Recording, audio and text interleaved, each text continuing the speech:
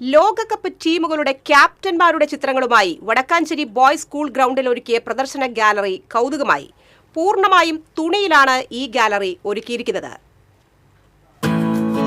വടക്കാഞ്ചേരി സ്വദേശികളായ സൂരജ് കുമാർ, ശ്രീകാന്ത്, വിമേഷ് എന്നിവരാണ് 600 അടി നീളവും 8 അടി ഉയരവുമുള്ള തുണിയിൽ ചിത്രങ്ങൾ വരച്ചെടുത്തത്.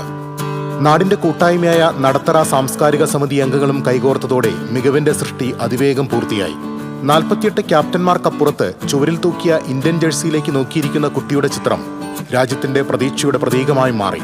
3 ദിനം നീണ്ട പ്രദർശനം കാണാനും ദൃശ്യങ്ങൾ പകർത്താനും നിരവധി പേരാണ് വടക്കാഞ്ചേരി ബോയ്സ് സ്കൂൾ ഗ്രൗണ്ടിലേക്ക് എത്തിയത്. 48 രാജ്യങ്ങളുടെ ക്യാപ്റ്റന്മാരും അവരുടെ ഫ്ലാഗുമാണ് ഇന്നിപ്പോൾ വരച്ച് പൂർത്തീകരിച്ചിട്ടുള്ളത്.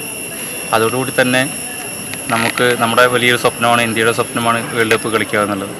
അപ്പോൾ അതിൻ്റെ ഒരു സ്വപ്നത്തിൻ്റെ ഭാഗമായിട്ടുള്ള ഒരു പ്രതീക്ഷയും കൂടി നമ്മൾ ഈ ചിത്രത്തിൽ ഉൾപ്പെടുത്തിയിട്ടുണ്ട്. ഈ പരിപാടി 8 ദിവസം 9 ദിവസം രാവുമ്പോൾ ഒരുപാട് പേരുടെ, ഒരുപാട് കൂട്ടുകാരന്മാരുടെ പ്രയത്നം കൊണ്ട് ഇന്നിപ്പോൾ ഇവിടെ ഈ പ്രദർശനം വലിയ രീതിയിൽ, നല്ല രീതിയിൽ സംഘടിപ്പിക്കാൻ കഴിഞ്ഞതിൽ വളരെ സന്തോഷമുണ്ട്.